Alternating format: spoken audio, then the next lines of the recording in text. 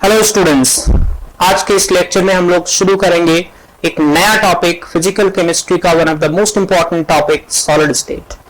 इस टॉपिक से IIT JEE में नीट में हर साल एक क्वेश्चन जरूर आता है। तो let's start solid state. Solid states are characterized by following properties: strong intermolecular force. Solid जिन पार्टिकल से मिलकर बना होता है, चाहे वो आयन हो, मॉलिक्यूल्स हो, एटम्स हो, उनके बीच में स्ट्रॉन्ग इंटरमॉलिक्यूलर फोर्स होना चाहिए। यही रीजन है कि वो सॉलिड स्टेट में है। लीस्ट इंटरमॉलिक्यूलर डिस्टेंस, दो पार्टिकल के बीच में डिस्टेंस लिक्विड और गैस के कंपैरिजन में बहुत कम होती है। Least thermal energy, thermal energy is associated with different type of motions, क्योंकि सॉलिड के अंदर केवल एक वाइब्रेशनल मोशन पॉसिबल होता है, वो भी इनसिग्निफिकेंट होता है। बहुत ज्यादा टेम्परेचर बढ़ाते हैं तब जाके सिग्निफिकेंट वाइब्रेशनल मोशन होती है, इसलिए इनकी थर्मल एनर्जी या काइनेटिक एनर्जी बहुत कम होती है। फिक्स्ड शेप एंड वॉल्यूम, क्योंकि सॉलिड का बेसिक प्रॉपर्टी है कि उसका शेप फिक्स होता है, और अगर शेप फिक्स होता है तो वॉल्यूम ऑटोमेटिकली फिक्स होगा। क्लासिफिकेशन ऑफ सॉलिड्स, सॉलिड्स को हम लोग दो बेसिस पे क्लासिफाई कर सकते हैं डिफरेंट पार्ट में। एक होता है on the basis of nature of constituent particles, यानी वो किस कॉन्स्टिट्यूएंट पार्टिकल से मिलकर बने हैं, और एक है type of arrangement of constituent particles. तो पहली बात कर रहे हैं हम नेचर ऑफ यानी टाइप ऑफ कॉन्स्टिट्यूएंट पार्टिकल्स, जिसमें चार टाइप के सॉलिड एक्चुअली एग्जिस्ट करते हैं। चारों में से molecular solid, ionic solid, covalent या नेटवर्क सॉलिड, मेटालिक सॉलिड, ये चार टाइप के सॉलिड होते हैं। यहां पे मैं इनके बारे में कुछ और डिटेल लिख रहा हूं। Constituent particles of molecular solids are obviously molecules. Molecular solid molecule से मिलकर बना होता है, जैसे solid carbon dioxide, iodine, ice भी H2O मॉलिक्यूल के बीच में हाइड्रोजन बॉन्डिंग के थ्रू सॉलिडिफाई होता है। टाइप ऑफ बॉन्डिंग क्या हो सकती है? डाइपोल डाइपोल इंटरैक्शन की वजह से सॉलिडिफिकेशन हो सकता है, या strong van waals force, London forces की वजह से हो सकता है, या हाइड्रोजन बॉन्डिंग की वजह से हो सकता है। इनमें से कोई सा भी फोर्स किसी मॉलिक्यूलर सॉलिड में प्रेजेंट हो सकता है। क्योंकि इसमें आयंस नहीं है, मेटल्स नहीं है, इसलिए आयन इंटरैक्शन नहीं हो सकता, आयनिक या इलेक्ट्रोस्टैटिक इंटरैक्शन नहीं हो सकता। सिंपली इन तीनों में से कोई एक टाइप का इंटरैक्शन प्रेजेंट होगा। नेचर में मुझे बताना है कि ये हार्ड होते हैं या सॉफ्ट होते हैं। जनरली ये सॉफ्ट होते हैं, but ice is an example जिसके अंदर बहुत स्ट्रॉन्ग हाइड्रोजन बॉन्डिंग और एक हार्ड क्रिस्टल बनाता है। तो इन जनरल सॉफ्ट सॉलिड होते हैं, बट कुछ एक एग्जांपल्स हार्ड के भी हैं मॉलिक्यूलर सॉलिड में। इलेक्ट्रिकल प्रॉपर्टी, जस्ट गेस, क्या मॉलिक्यूलर सॉलिड के अंदर किसी प्रकार की इलेक्ट्रिकल कंडक्टिविटी हो सकती है? नहीं, बिकॉज इलेक्ट्रिकल कंडक्टिविटी के लिए या तो फ्री आयंस चाहिए या फ्री इलेक्ट्रॉन्स चाहिए, दोनों यहां पे है नहीं, तो दे आर इंसुलेटर्स। एग्जाम्पल में ड्राई आइस हो गया,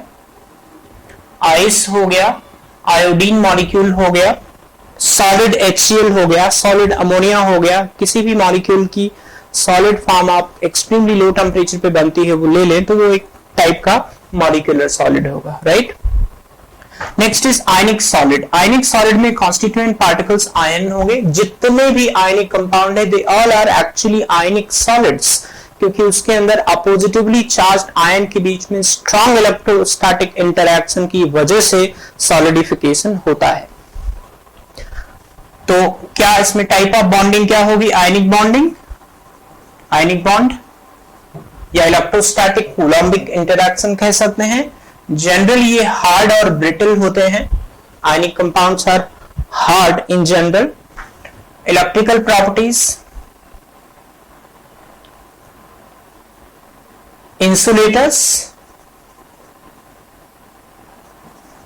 एज अ सॉलिड मैं इसे इंसुलेटर ही बोलूंगा, क्योंकि सॉलिड स्टेट में तो इलेक्ट्रिकल कंडक्टिविटी होगी नहीं। Either you take a molten state or you take an aqueous solution, then only electrical conductivity can be observed. Example, all ionic compound NaCl, KCl, MgCl2, etc. Next is covalent or network solid. इसके अंदर covalent bond बनाने वाले atoms होंगे, atoms के बीच में covalent bonding से solidification होगा। Type of bonding covalent bonding हो गया। नेचर जनरली ये हार्ड होते हैं। Electrical properties they are generally insulators. Covalent solids are generally insulators because they do not have any free electron or ion to conduct electricity. Graphite is one exception जहां पे electrical conductivity होती है. So examples are diamond, graphite, silicon carbide, SiO2. And the next is metallic solid. Constituent particles metal होंगे. Type of bonding metallic bonding होगी. Nature, they can be hard or soft, दोनों हो सकते हैं depending upon the strength of metallic bonding. Some metals are soft in nature but most of the metals are hard in nature. Metallic bond जितना strong होगा hardness उतनी ज्यादा होगी. Electrical properties, they are good conductor. Examples, all metals. So this is one type of classification जहां पे हमने बताया आपको कि constituent particles के nature पे based चार टाइप के सॉलिड्स होते हैं, molecular, ionic, covalent and metallic solid, right. Part B, based on type of arrangement of constituent particles, solids can be further classified on the basis of their type of arrangement into three-dimensional space, जिसमें एक crystalline solid होता है, एक amorphous solid होता है। Basically amorphous को solid नहीं कहें, ट्रू सेंस में क्रिस्टलाइन सॉलिड को ही हम लोग सॉलिड बोलते हैं। Amorphous solids are actually super cold liquid, pseudo solids और सेमी सॉलिड्स, राइट। तो फर्क क्या है दोनों में? Number one, in crystalline solid there is a regular arrangement of constituent particles. Constituent particles का एक रेगुलर अरेंजमेंट होता है, एक पैटर्न के थ्रू अरेंज्ड होते हैं, जबकि एमॉर्फस सॉलिड्स में there is a random arrangement, random arrangement of constituent particles. Number 2, मतलब amorphous solids में जो अरेंजमेंट होता है वो किसी पैटर्न के थ्रू नहीं होता, इरेगुलर अरेंजमेंट होता है, रैंडम अरेंजमेंट होता है। They are obtained when a liquid is cooled slowly. Amorphous solids are formed due to rapid cooling of a liquid. जब कूलिंग ग्रेजुअल होती है, धीरे धीरे होती है, टेम्परेचर का ड्रॉप स्लोली होता है, तो उस केस में जो सॉलिडिफिकेशन होता है उससे क्रिस्टलाइन सॉलिड बनता है। और जब लिक्विड्स का कूलिंग अचानक से होता है, रैपिड वे में होता है, तो इससे बनने वाला जो सॉलिड है वो amorphous. They have sharp melting point,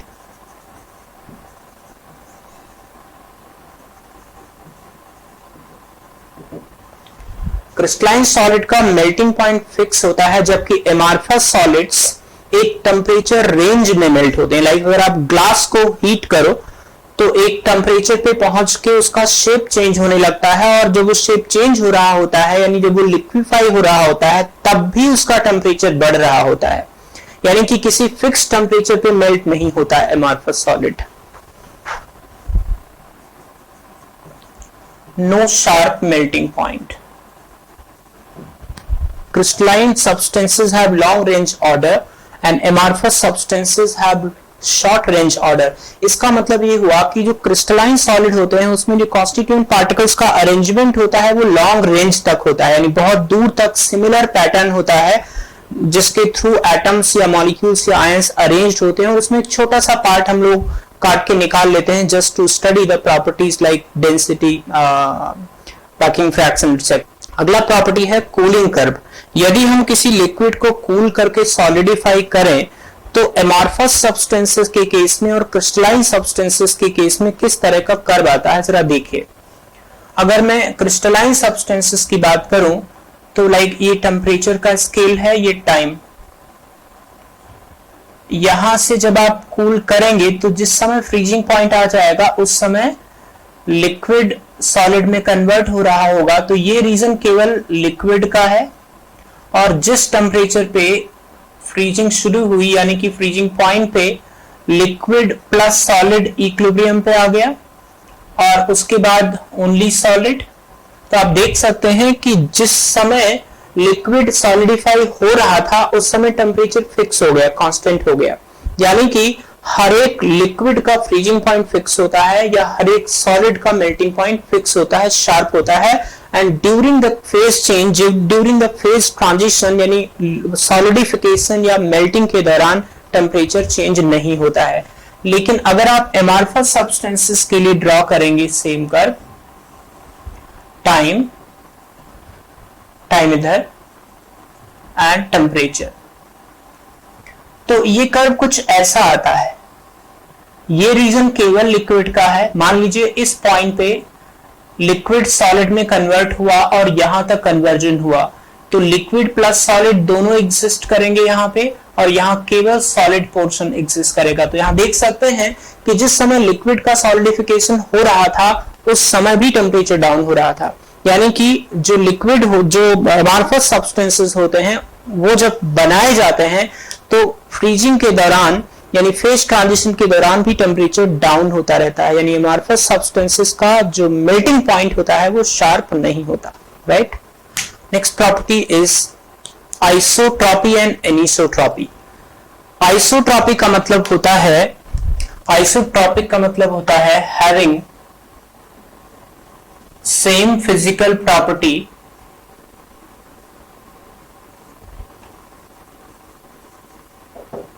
in different direction,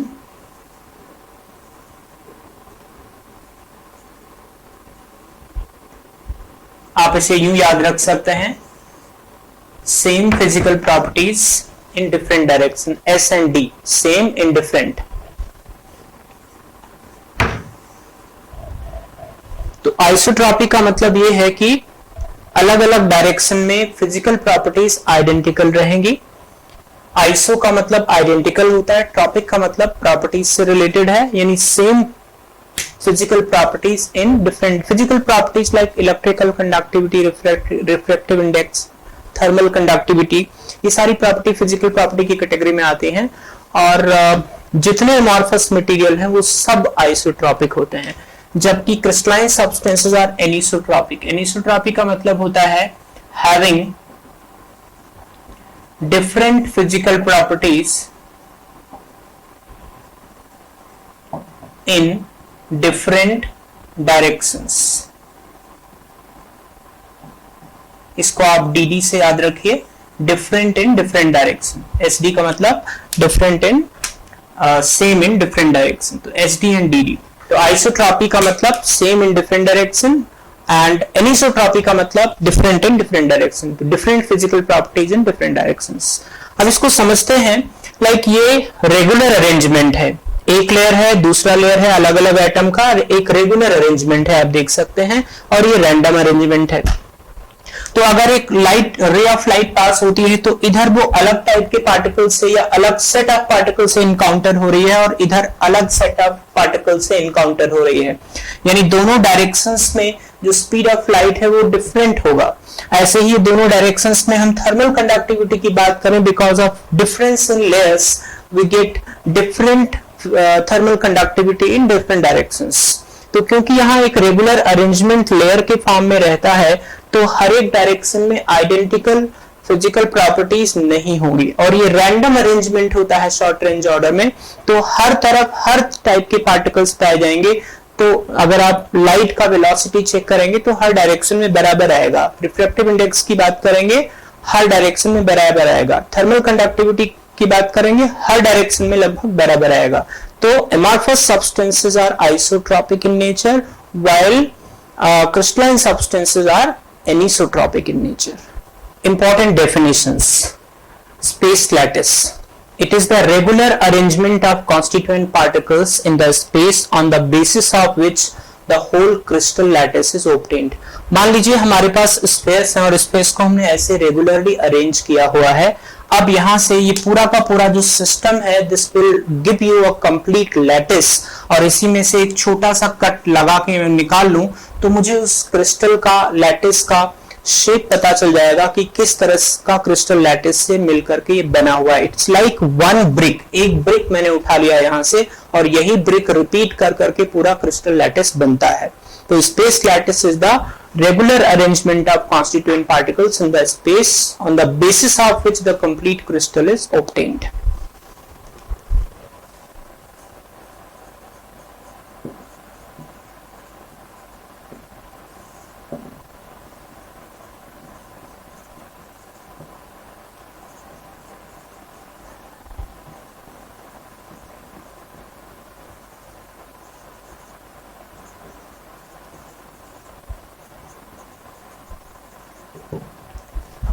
Lattice points. Lattice points are the points in the space lattice where constituent particles are present. मान लीजिए कि जो रूम है हमारा, इस रूम जो है वो इस स्पेस लैटिस का सबसे छोटा कट है जिसे हम लोग यूनिट सेल कहेंगे आगे. तो यहाँ पे मान लीजिए कि हर एक कॉर्नर पे मैंने एक एक एटम रखा हुआ है, तो this corner becomes lattice point. जो कॉमन लैटिस पॉइंट होते हैं प्योर क्रिस्टल के अंदर, वो कॉर्नर हो सकते हैं, फेस सेंटर हो सकता है, बॉडी सेंटर हो सकता है, या कोई और पॉइंट भी हो सकता है जो आगे हम लोग सीखेंगे. राइट, तो जहां जहां कॉन्स्टिट्यूएंट पार्टिकल्स होते हैं उन सभी पॉइंट को लैटिस पॉइंट के नाम से जानते हैं. Next is unit cell. Unit cell is the smallest arrangement of constituent particles which on repetition gives the whole crystal lattice.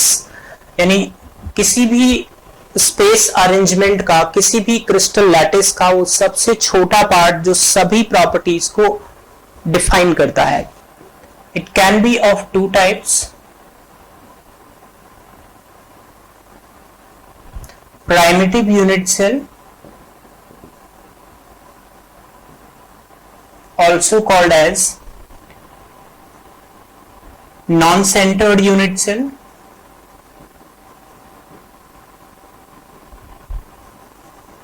These are the unit cell in which only corner positions are occupied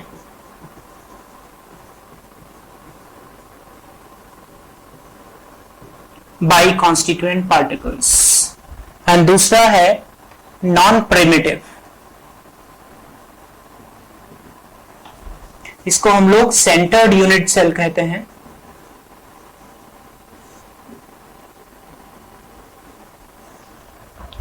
Second one is non-primitive or centered unit cell. A unit cell which contain CPs at corner and center as well. ऐसे unit cell जिसमें corner पे तो होते ही हैं, साथ साथ face centre या body centre पे भी एटम्स हो सकते हैं, कॉन्स्टिट्यूएंट पार्टिकल्स हो सकते हैं. ऐसे यूनिट सेल को नॉन प्रिमिटिव या सेंटर्ड यूनिट सेल कहा जाता है. Next is classification of unit cell. Two dimensional unit cell and three dimensional unit cell, दो टाइप के यूनिट सेल हम यहाँ पे पढ़ेंगे. तो पहले हम बात करते हैं टू डायमेंशनल यूनिट सेल का. इसमें भी part one, square unit cell. हमेशा यूनिट सेल को कैरेक्टराइज्ड करने के लिए दो बातों की जरूरत होती है कि जो उनकी एजेस होती हैं उनमें क्या रिलेशनशिप होता है और जो उनके एज के बीच के एंगल होते हैं उनमें क्या रिलेशनशिप होता है. For example square unit cell basically क्या होती है कि लाइक आपने हर एक कॉर्नर पे एक डिस्क रख दिया, क्योंकि मैं टू डायमेंशनल यूनिट सेल की बात कर रहा हूं, मैं स्फीयर की बात नहीं कर सकता. आप इस तरह से चार डिस्क ऐसे कांटेक्ट में रखिए तो ये डिस्क के सेंटर को मिला के जो कट निकाल के हमने रखा है वो ये है basically. Remember these two disc are in contact. मैंने बनाया नहीं है बट आप ये देखिए, इसी को मैंने यहाँ पे रख दिया है. तो ये कांटेक्ट में है, तो इसका मतलब ये हुआ कि जो कॉर्नर्स हैं वो केवल कॉर्नर्स ऑक्यूपाइड हैं और यहाँ पे ए और बी यानी जो दो एजेस हैं बराबर हैं, और इसके अलावा alpha is equal to beta, जो दो एंगल हैं एज के बीच में दो एंगल होंगे वो भी बराबर हैं और वो 90 डिग्री के एंगल हैं, राइट। तो square unit cell is characterized by all edge lengths are same, all edges are same and all angle between the two edges are also identical and which is equal to 90 degree. Hexagonal unit cell, आप देख सकते हैं यहाँ पे hexagonal unit cell में एक disc के चारों तरफ 6 डिस्क हमने सिमेट्रिकली अरेंज किया हुआ है और उसके बाद एक कट यहाँ पे सभी के सेंटर्स को मिलाता हुआ एक कट निकाल लिया है। आप समझ सकते हैं जितनी भी वर्टिसेस हैं including this, these are the center of the disc through which this two-dimensional unit cell is formed. तो मैं बोल सकता हूं कि सारी साइड एक जैसी हैं और सारे एंगल 60 डिग्री के हैं। Rhombic unit cell you can check कि हर एक कॉर्नर पे एक एक डिस्क रखा हुआ है, ये आपस में कांटेक्ट में है, मैंने बनाया नहीं है बट ये आपस में कांटेक्ट में है। तो A is equal to B है एंड अल्फा जो इनके बीच का एंगल है वो ना तो 90 डिग्री का है और ना ही 60 डिग्री का है, right. And the last one is parallelogram, इसमें ना तो A और B आपस में बराबर हैं और ना ही अल्फा जो है वो 90 या 60 डिग्री का है, ठीक है। ये सबसे ज्यादा एसिमेट्रिक यूनिट सेल होता है। इसी के साथ ये लेक्चर खत्म करते हैं। नेक्स्ट लेक्चर में will start with 3 dimensional unit cell.